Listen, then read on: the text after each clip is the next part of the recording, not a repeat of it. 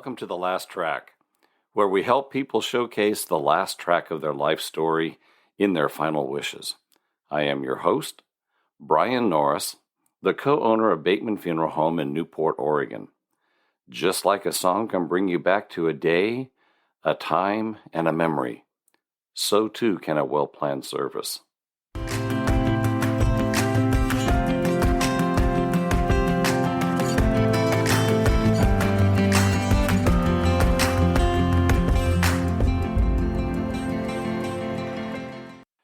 Tonight, we are having a special discussion about how to honor loved ones.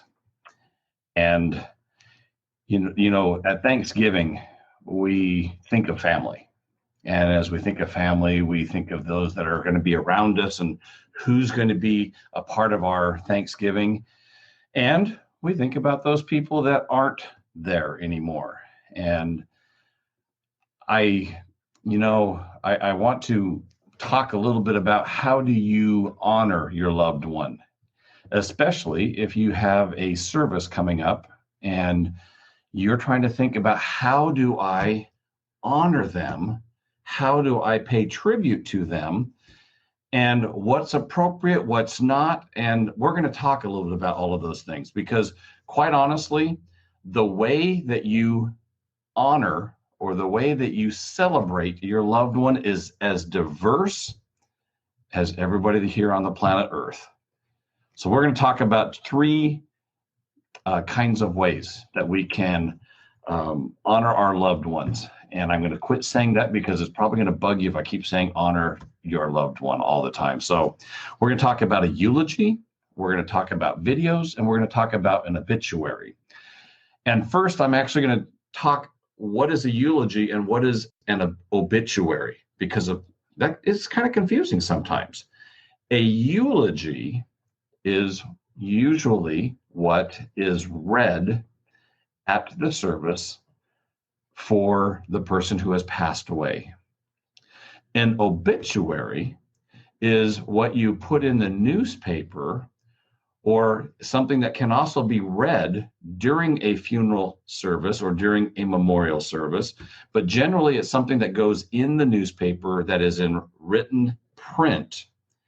A eulogy is what it means is the good words of the person that you're honoring at their memorial service. So let's talk a little bit about what a eulogy is. And we titled this topic A Labor of Love. And that's because we also use a book, A Labor of Love. And it's a great book.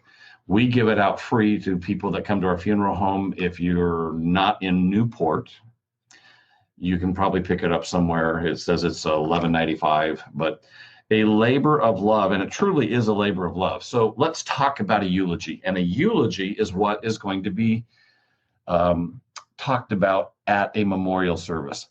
In today's world, they also call it a celebration of life. What should go into a eulogy? Well, it's usually written by a friend or a relative of somebody that knows the person.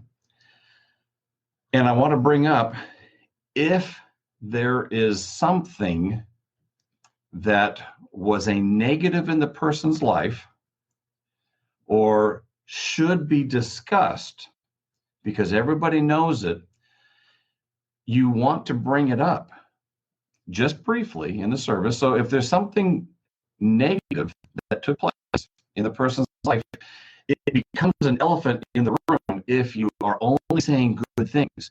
If the person, let's say they had a drinking problem, and maybe that was the contributing cause to their death, it should be brought up briefly, maybe 1 or 2 minutes, and then move on. But that way, people aren't saying, well, you only say good things after you die. Well, that is true. That's why there's a eulogy.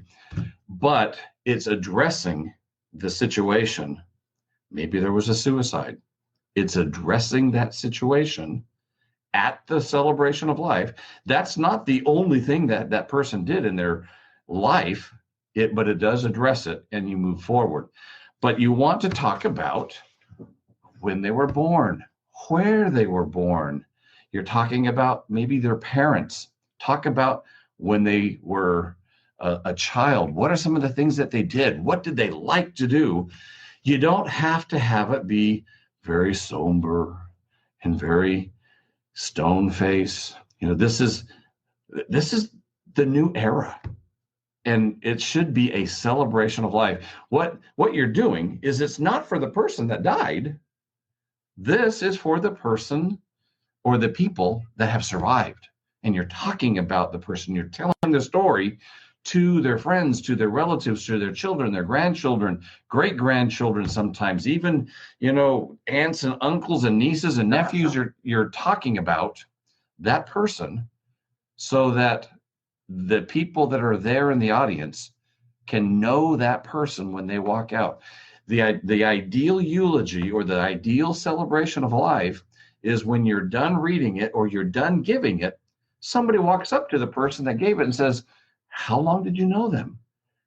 And it could certainly be, if a pastor or a celebrant did it, they may never even met the person, but they were able to give such good information and stories about the person that everybody in that audience that maybe didn't even know the person feels like they walk away from that service and celebration of life and feel like they know the person.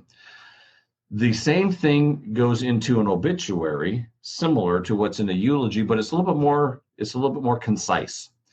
And we have a form that we will have on our website that talks about and gives some brief outline on how to do an obituary.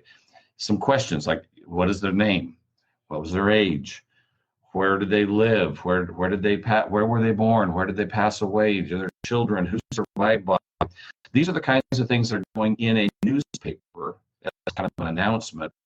Keep in mind, now here in Newport, it's not that expensive to put in the newspaper.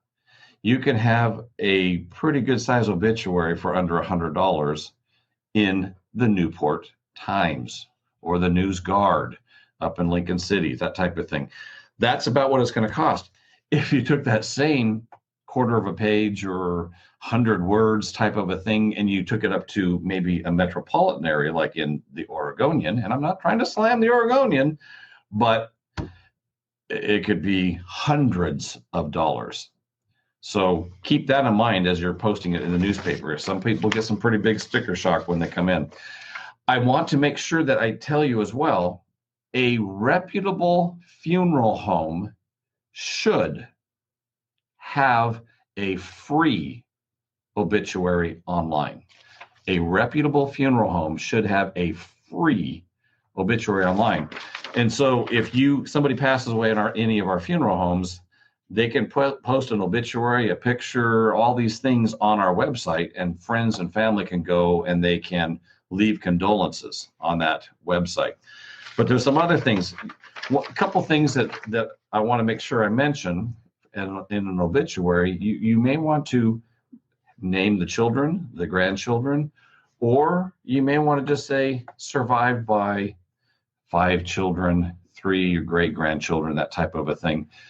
A lot of times you need to keep in mind, and unfortunately in this day and age, some of that information can be mined, and then they can steal identities, or they know way too much about you, and they can fake who you are and open up IDs that would be yours.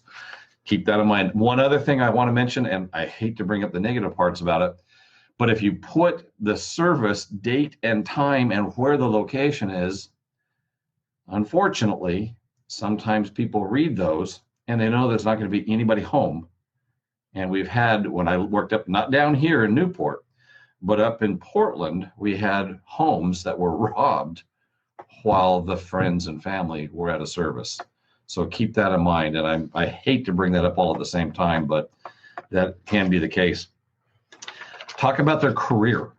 Talk about their family in the obituaries, in a eulogy. And I'm sorry I'm jumping back and forth, but I really want to bring out that if you bring the person alive, talk about some of their stories.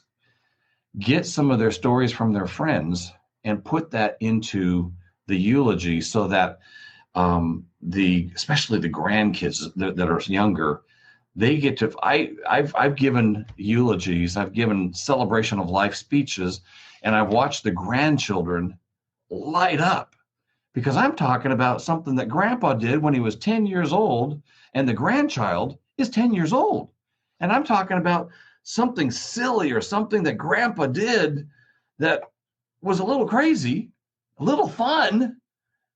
And the 10-year-old goes, whoa, my grandpa did that? Those are the things that you really, really want to bring out. I'm running out of time, so I am going to talk briefly a little bit about videos. Videos. Some of the things that we produce can be a nice video with a jacket that families can get and give to each other. You can go online to the Bateman Funeral Home website, and if you want to see a really nice video, and I'm not trying to make money off my mom who's passed away, but she has a beautiful video that one of the funeral directors did for us. And you can see how we added music and photos into the tribute video. Ideally, a really good video has music that the person has selected, possibly, or music that really means something to that person that has passed away. So get some music that they liked, get that into the video.